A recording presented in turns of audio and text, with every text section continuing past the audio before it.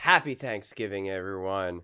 I did this last year, and I figured I'd do it again. A lot of you guys liked it, so I figured I'd do it again. I don't know how many people have a lot going on for Thanksgiving. I know I've had Thanksgivings in my past where I didn't have anything going on. I wasn't with family or anything like that. And so in case you don't have a lot going on, or in case you do, but you still need something to watch or get through, whatever it may be, figured I wanted to make something different, a little bit more interesting clips. And so what I did last year and what I'm doing this year is going back in time. This is Colin on June 25th. His bold predictions going into this season, and it's not to make fun of them, if they're wrong or anything like that. It's not meant to be a gotcha. It's not meant to be like, what a clown, he was wrong, so dumb. It's not the point of it. It's just to be fun to see like what type of predictions were made and how accurate are they and all that type of stuff. Again, it's just meant to have fun with it. And so let's just jump right into it.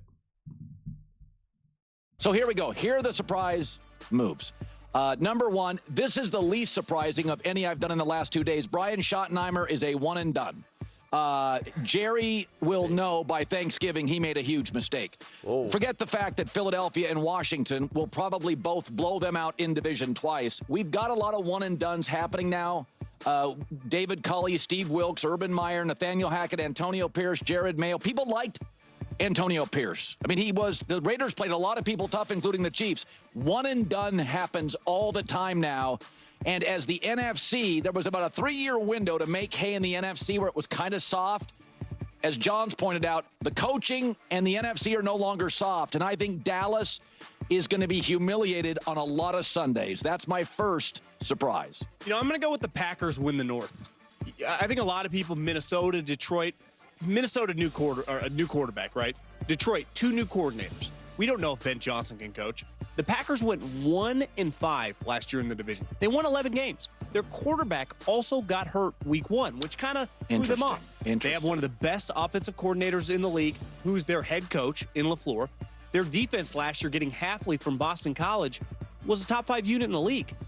And they got a lot of young players. I think the Packers are going to be a force to be reckoned with. I wouldn't be stunned if they were the number 1 overall seed. Well, here's what's interesting about that pick. I had this kind of inner conversation. I was thinking about this the other day. My problem with Green Bay is every team in the league I like has at least 3 elite players. Who's their best player? It's a group unit. It's a team unit. I mean, but I love their operation, Colin. It is, but they don't get free agents, so they can't solve holes. So if they have a hole, they have to get it in the draft. Like, I like their wide receivers. They saw it as a weakness and attacked it in the first round. Like, I thought Jair Alexander 2 years ago was their best player. I don't know who he is right now. I'll say this about the Packers. A lot like the Ravens, they draft and develop as well as any team in the league. They do. And their offensive line is always excellent. So to me, Jordan Love, obviously they need him to play at a higher level, but I just trust the infrastructure there. Okay, you're this. Number 2 is Niners missed the playoffs. So first of all, they lost Dre Greenlaw, Hufanga, and Deebo Samuel. They didn't really want to. Those are good players. The players they have now on offense get injured. They have a sub-500 record, Kyle does, without Christian McCaffrey. How many games do you get?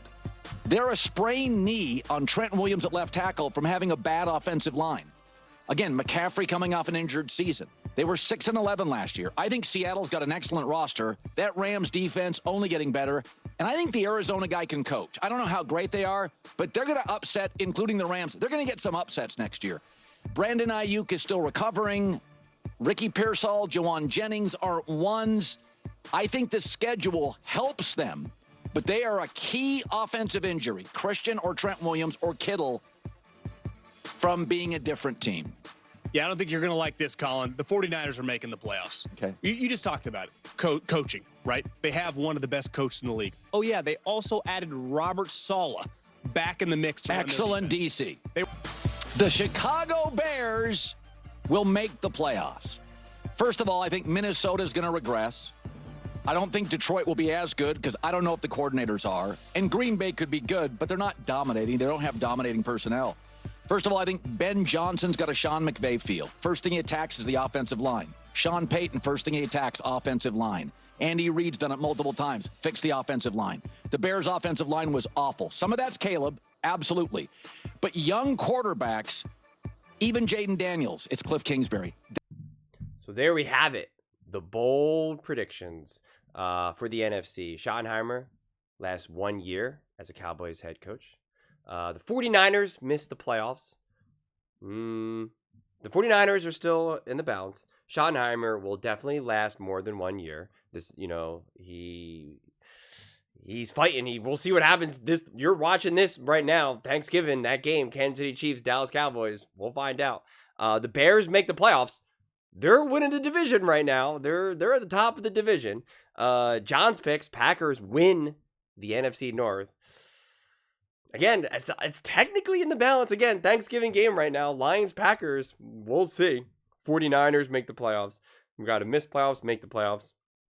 One of them will be right. And just for time, I cut this short. The Cardinals move off Kyler Murray because the one that does seem to be accurate, but two also, I don't know. I don't need to hear a whole thing about Kyler Murray and the Cardinals. They're just not relevant enough. I don't want to waste anyone's time right now. Yeah, I don't know. It's these aren't bad, I mean, they're all within striking distance. There was a time when it felt like the Cowboys were gonna plummet, so it was like, but I still don't think he was ever just gonna last 1 year. I rejected that immediately. Even if it was the right move, there's no way Jerry Jones was gonna fire him after 1 year. And now certainly he does not deserve to be fired. Again, the 49ers are in balance, so that'll be interesting. They've been incredibly resilient and really impressive despite all of their injuries. They had their big offensive injury. Kittle, Brock, like a little bit of everyone. Did not matter. And the Bears have been great. They've been very successful. The Packers win the NFC North, according to John, and it was like people had them as the number one team. They were trending to be the best team and win the Super Bowl. It's not too bad. All right, let's move on to the AFC bold predictions. As I was queuing this up, this one could have happened. I saw it. It's the only one that I remember because I just was getting the clip ready. It could have happened. It still maybe could. Probably not. But it's not their fault. Let's jump into it. I think Kansas City is a wild card team, and Jim Harbaugh and the Chargers, now they have their running back situation and offensive tackle set, upgrade at receiver. Last year, the only thing they were missing was juice offensively. Their defense finished almost near the top of the league. It went from last to near first in 1 year. They built the culture last year, but free agency and a draft, and you know Harbaugh's good at the draft.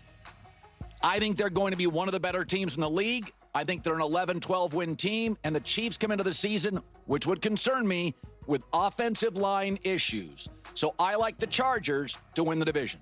You're going to think I'm nuts. Daniel Jones leads the Colts to the playoffs. This race is over. He's going to be the starting quarterback. You would have said 2 years ago, Baker Mayfield leads Tampa to the playoffs? No chance. Last year, Sam Darnold leads the Minnesota Vikings to 14 wins? No chance. What does he get in Indy?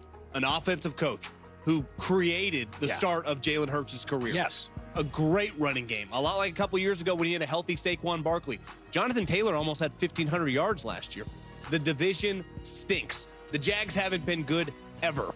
Obviously, the Houston Texans, a lot of moving parts, a lot of question marks with the offense, and the Titans, no depth. So when you just look at the division, you look at recent high picks who've resurrected their career, the Colts have pretty good players. And just a couple years ago, Lou Anarumo, their new defensive coordinator, one of the best defensive coordinators in the league. Did he just get dumb overnight? No, the Bengals let all their players go. So I think the Colts, Daniel Jones, a little like Alex Smith, when Jim Harbaugh got to the Niners, they're not going to ask him to do some. They're not looking for 40 touchdowns here. Throw me 20. Interesting.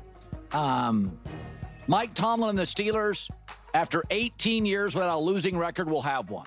First of all, I think Baltimore, now they've upgraded their secondary, may have the second best roster to Philadelphia in the sport. They do not. I think Joe Burrow may be the best quarterback on any Sunday in the sport. He's not. Aaron Rodgers, the quarterback, well, he was 5-12 last year.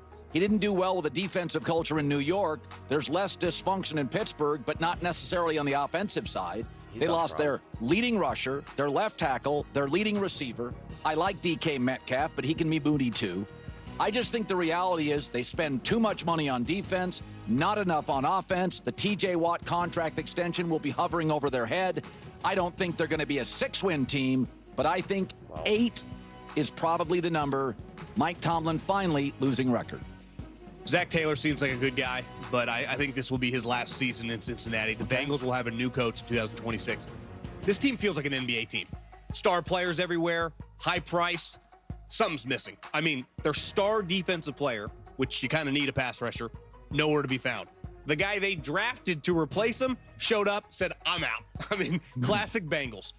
Joe Burrow pressure. We saw him throw a bunch of touchdowns last year, have an incredible offensive season. They still couldn't make the playoffs. Crazy. Division's hard. We're all going to pick the Ravens. The conference is really hard. How good the AFC West is. Now the Patriots are going to be much better. We think that the AFC South will be a little more competitive.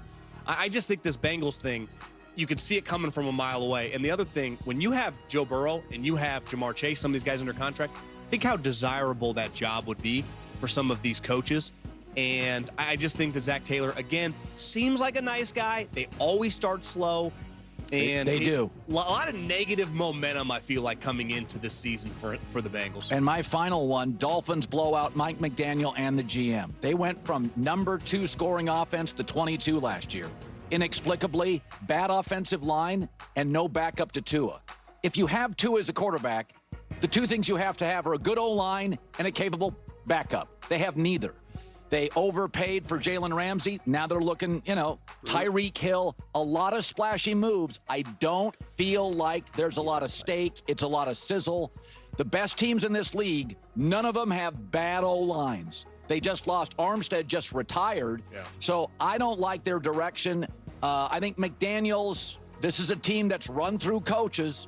Scott Greer, don't know him, but I haven't loved the moves. I think both Chris Greer. I think Chris Greer and Mike McDaniel are gone after remember, New England now is really good, potentially really good. Buffalo's winning the division.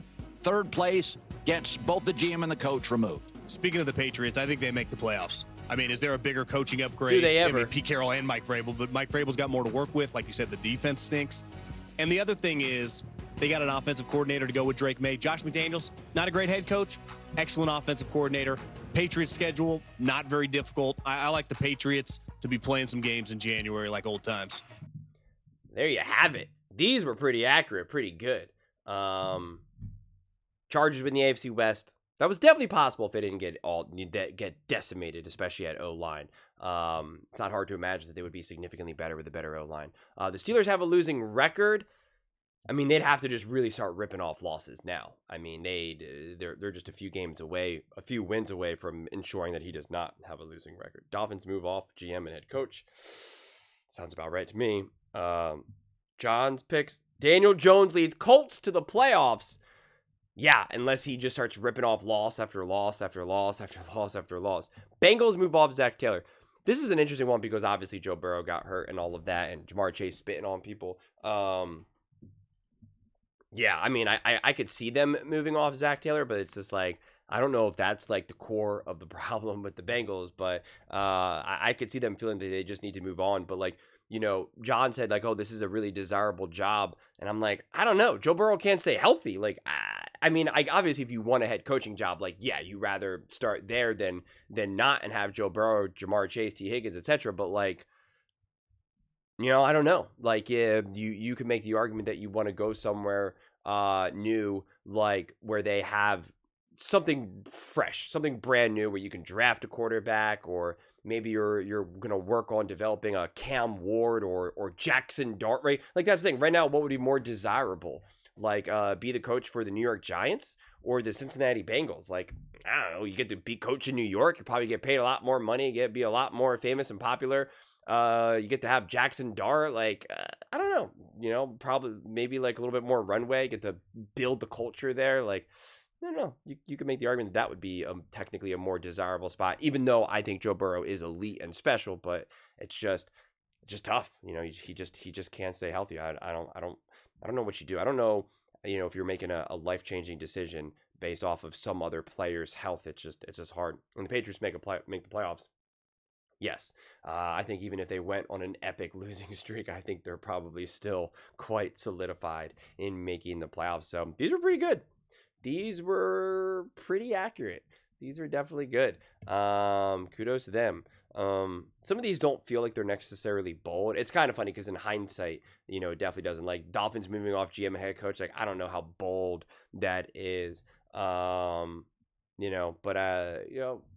Daniel Jones leading the Colts to the playoffs and Patriots making the playoffs, I guess, feels bold, but it's just now they feel like they're kind of like no-brainers, honestly. But Chargers win the AFC West. Probably not going to happen. I mean, the Chargers do play the Chiefs again. They do. I think they play everyone again. The Raiders again. I think they have 3 more divisional games that they have, and I guess if they win all 3 of them, then that does put them in a great spot. You would need the Chiefs to beat the Broncos as well. You would need the Broncos to slip a little bit, so it is possible, but feels a little improbable, especially considering the last time we saw them, they got rocked. I mean, think about it, they got rocked by the Jags, and yet the Jags went to overtime with Jacoby Brissett and the Cardinals. Oh, brother. What are you going to do? What are you going to do? But I'm curious what you guys all think about Colin and John's bold AFC and NFC predictions. Thought they were pretty good. I was hoping they were going to be worse. It's more fun when they're really, really, really off. But these are not too bad. Even if they're not 100% correct, like the Steelers. Let's say the Steelers have a winning record by a game. It's just like, all right, you were close. So yeah, not too bad. But also be on the lookout. I'm going to be posting 2 other videos with First Things First, depending on when you're watching this. Maybe you already watched that. I don't even know the exact order that I'll be posting these videos. But I'll be doing the Knicks going into week 1, his tiers, and the Mahomes Mountain. So have a little bit of fun with that one as those 2 as well. But let me know your thoughts in the comments below. I read every single comment, so whether you agree with me or disagree with me, either way, let's get in some discussions. Let's get in some fights. But ultimately, let's just have some fun.